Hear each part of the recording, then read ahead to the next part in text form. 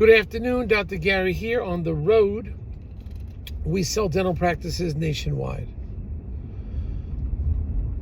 So today's topic is the sale of a dental practice is historically non-recourse to the seller.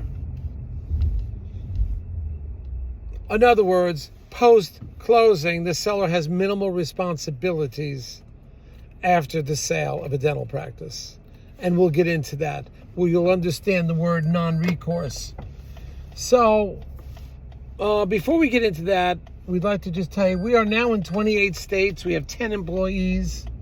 We're beginning to lecture a bit more now, too. We did a big lecture on Thursday night in Jersey and got 4 sellers out of a group of, I think, 35, which is pretty good. So we're excited about that.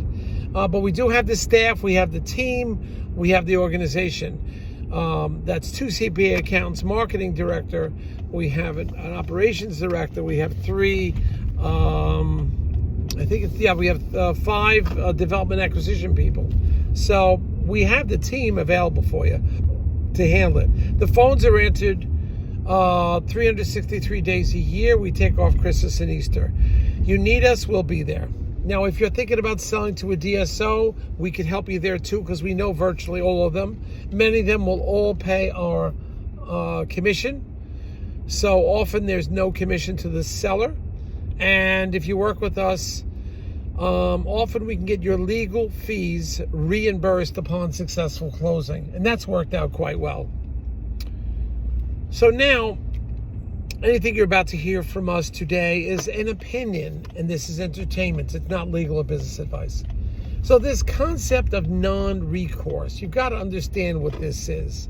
This is if once you sell your dental practice, assuming you provided correct information, that nothing was false, you're not hiding anything from the new buyer, assuming the only information you provided was true and correct, it's a non-recourse type of situation. That is, hopefully the doctor's going to do well, and 99.75% of them do very well. But the doctor can't come back to you, the buyer can't come back because they're not doing well financially and blame you and try to sue you for whatever. It's a non-recourse type of transaction. Now, your attorney, and hopefully you're getting a dental attorney, will give you the proper paperwork for this, so you don't have a responsibility after the closing. Sometimes you may want to work, and the doctor may want you to work there.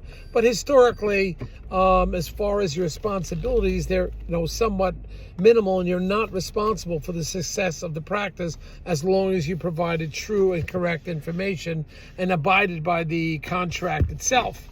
So you've got to be aware of that. But as far as this transaction, it is a non-recourse transaction. You're not responsible for the success or the failure, hopefully not, of a dental practice. It's not your fault.